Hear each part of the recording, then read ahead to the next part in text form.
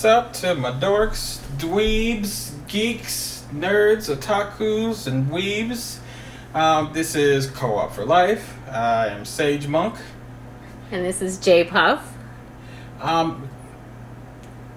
Think of this as a bonus episode. We said we were going to put out videos every week on Sundays. But it's Taco Tuesday. It is. And who doesn't like Taco Tuesday, except for people who don't like tacos or Tuesdays? Exactly, I guess. We really just wanted to sit down and have you guys get to know us a little bit, because somebody always told me when you're talking to people, and especially if you're giving advice, they want to know who you are and why should they listen to you. Hopefully, just us talking can answer both questions. We're just going to sit down. We do this at dinner too. We just have conversations about things, and we do reminisce about how we got together and what made us who we are today. Right. Because, we've had some interesting lives. So, we're just going to give some brief conversation, really, about just us. So you guys get to know us a little bit better before we jump back into, the gaming and the conversations. I mean, babe, you were already talking, so. Okay. Hi. I just wanted to give you guys a little bit of my background and let you know where I came from growing up and the things that I had to deal with, which I'm sure are some of the same things that all of you deal with on a daily basis. I grew up a chubby kid all my life from kindergarten on. So, just always kind of the outcast, got picked on. Girls want to fight me after school. Just was never part of the in crowd, never really had many friends. So it just kind of, led to me being very secluded. And my parents, they were very strict and wouldn't allow me to have friends over or go to friends' houses, things like that. So it was very much, kind of felt outcast even at home. And I, had a emotionally abusive father. My mother, was a stay-at-home mom, but she did a lot of the work for my dad from the home, along with, raising two kids. And we lived on a farm, so she took care of that as well. But I digress.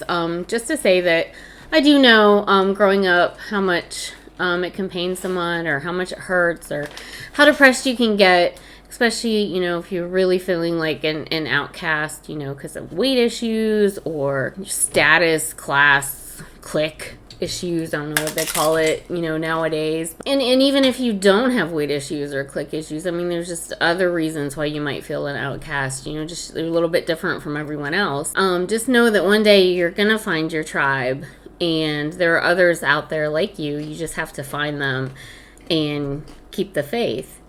And in addition to that, I just wanted to mention too, I think too, when you have a lot of self-esteem issues and things like that, you might, jump into some relationships too soon, which, no big deal. But I'm just, to some of the younger people out there, just be cautious and make sure you're not sacrificing who you are as a person for someone else. Make sure a relationship is something solid before you take those next steps of, marriage and things like that. Because I married at a young age, and, I had an emotionally abusive father who also drank, and I married a man who was an alcoholic and dealt with, many years of going through that. Because of the low self-esteem I had, I just never thought I could survive on my own or do better. So I put up with that for many years, and then finally, after 20-some years, I decided it was time to do me. I have finally gotten some confidence and grew into the person that I am. And after just a couple years of being on my own, I found this amazing man, Sage Monk here, and we've been together just over 3 years, but it's great to now, be with someone who has same interests as me. Like, I enjoy gaming, and I enjoy anime, and I just enjoy going to cons and, just doing all of that with my significant other. And And I feel blessed to have found someone that has so many common interests and is as amazing as he is. And still, you are.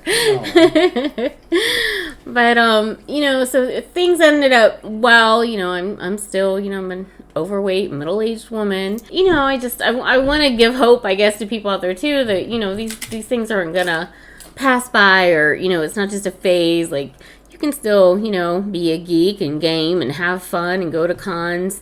As old as you want to be. Shoot, we see some 60-year-old people like these cons dressed up, having fun, cosplaying it up.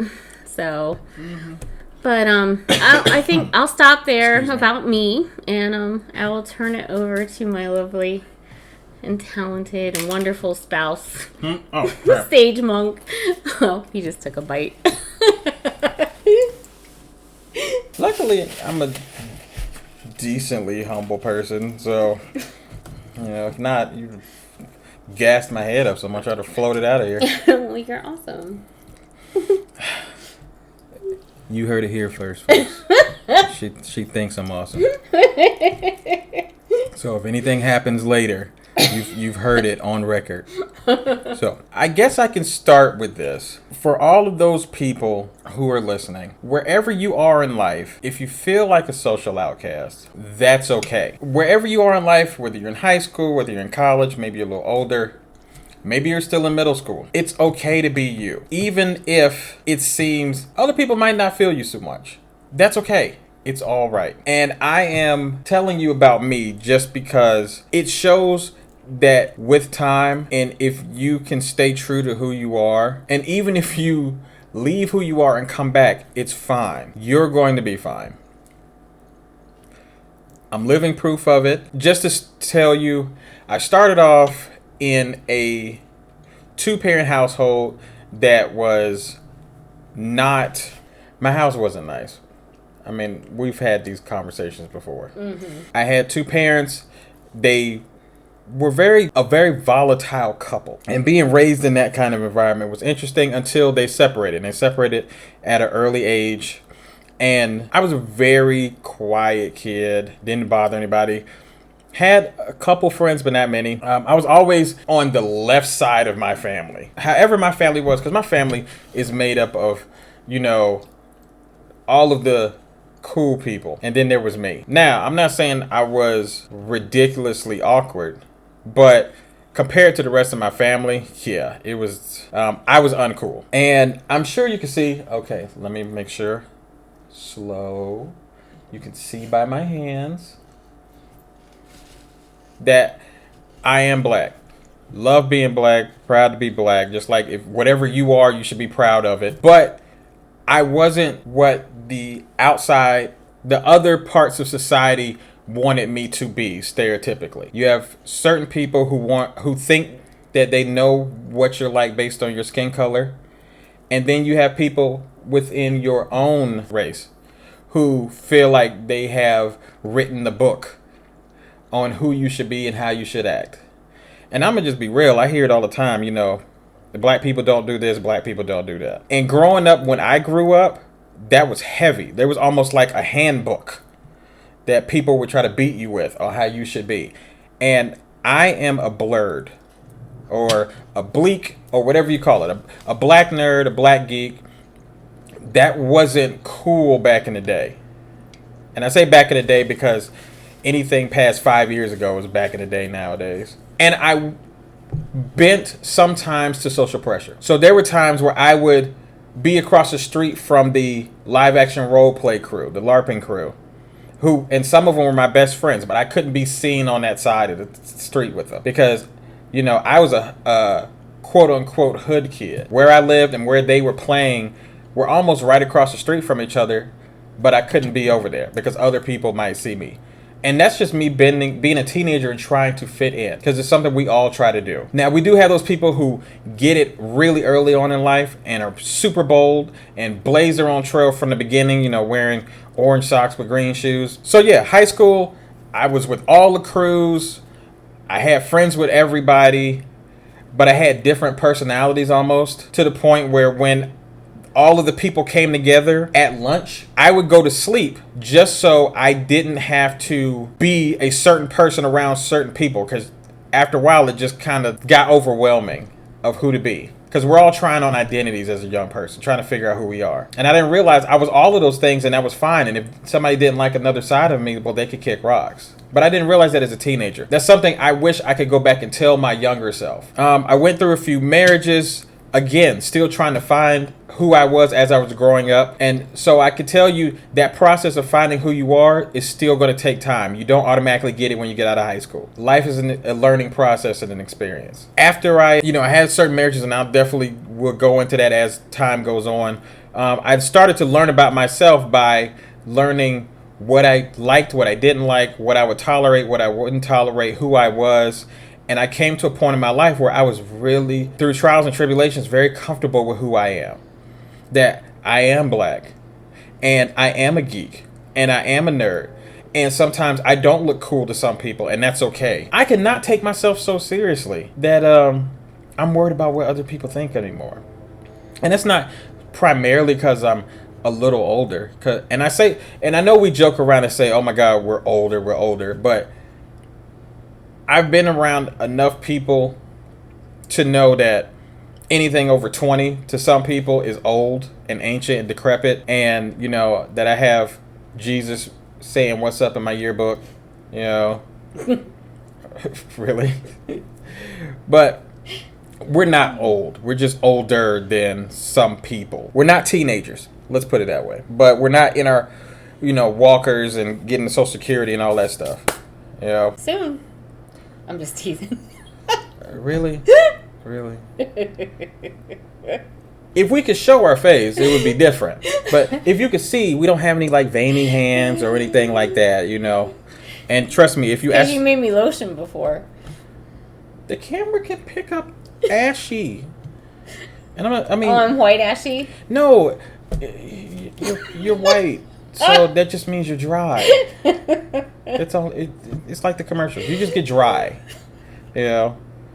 So. Sorry. Yeah, but anyway, we're youngish. So I just want you to know, and I just wanted to clear up that much about who we are. But just getting into how we kind of came about, man, we met online, So that should tell you that we're not decrepitly old. We met online, and I just saw this person that was just awesome, just cute, and her interests were different than other people I had seen. I had done a lot of swiping, and I just saw somebody that was just awesome. And she had interests that were similar to mine. I had never seen somebody that had the interests we did. I had to say something. And I'm not the kind of person that just has lines out the yin-yang, to give. I'm not that kind of person. I like to get to know people. I don't have that snapshot kind of game. I just... You asked me to play 20 questions. Oh my God, I did ask you to play 20 questions. That is hilarious. Let me say, I thought it was the corniest thing I ever could have done, but I had nothing. It was awesome. I love the fact that you wanted to know about me. I just want to talk to you, and you just sounded interesting, and I just wanted to pick your brain. I shot my shot, people.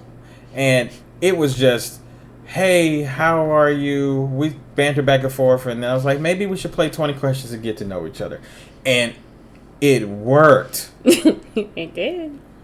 Because I don't know why it worked. I mean, maybe you could tell me, because... I told you, because you actually wanted to know about me. Yeah, so we really did play 20 questions. And with every question that she would text back, I was more interested. To the point where I was getting impatient, waiting for another answer. Now, I didn't say that to her, but I'm really sitting there just thirsty on the phone, just waiting for her to tell me another answer, because she just sounded so cool. After that, we went on our first date. It was just coffee. Starbucks. It was, and I'm not the biggest fan of Starbucks, but I'm like, it's safe, and if she sounds like a serial killer. Safe? You thought I was gonna kill you? I thought you were gonna kill me. Have you seen the United States? It's safe for me. If you get crazy and start being barbecue Becky, then I at least know there's 50 other witnesses that say I was just drinking coffee and having a scone. A scone. That's what I would tell them I had a scone. I hate scones. I know. But over time, we just really got to know each other. And every time we would talk, over the weeks and the months, it was, hey, I like this. And she's like, I like this too. For a while, I thought it was catfish in person. I didn't even know if that was a thing. But I'm like, nobody could possibly. I had dated so many quote unquote normies. I didn't know that. Wow, there are people who are just nerdy and they're older. Because it seems like there's a cutoff from when we were growing up. Geeks got picked on. And I'm not saying they don't now. They do. But it wasn't even cool. There were no fake geeks out there. Geek culture wasn't a thing to be monetized and put up on billboards. There weren't people walking around with thick black rimmed glasses and gamer on their shirts and, stuff like that. And that was acceptable. People were still getting put in lockers and given swirlies or just getting beat up because you were a nerd. Trust me, I have a couple stories about getting into some fights. I'm not saying your boy got beat up. Please believe I do have hands. But, really, hey, I can throw these things. I believe you. I'm just thinking, so you were the bully. I was not a bully. I just defended myself because I don't care if I'm smart or not, or I talk white or not, or I like things that, like anime and comics and other nerdy things. What you're not going to do is put your hands on me and not walk away with a black eye. I'm not promoting violence. It's not what I mean. I'm promoting self-defense. But anyway, like I said, we got to know each other. Everything just became lovely. It really did. I found somebody that just really was in, and without sounding selfish. And I think you'll get to understand it later as time goes on, or you might now. To have somebody that is all in for you was amazing, because that means I got a chance to have someone love me and be into me as much as I'm going to be into them and love them and be there for them. And she's just awesome. So I've had a pretty good life since I've met her, and that's an understatement. Aww. Really? Yeah. Okay. So you can stay. My name is on the deed. It says it right there. I think it's right. It actually might be before yours. Probably. They always put the man's name first. Hey, no, I just happen to have it in. Want to give you some background on us, just so some of those questions will be answered. Yeah, if you want to holler at us on Twitter, you can holler at us at Co-op for Life 1. Or if you want to shoot us some questions, you can definitely shoot us some questions in the comments section. Or you can email us at coopforlifegaming@gmail.com in case you want to just be anonymous. We won't read your name or anything out on air. But yeah, I guess this is the end of the bonus episode of Co-op for Life. Good advice for average geeks. So, yeah, later, geeks. Later, geeks.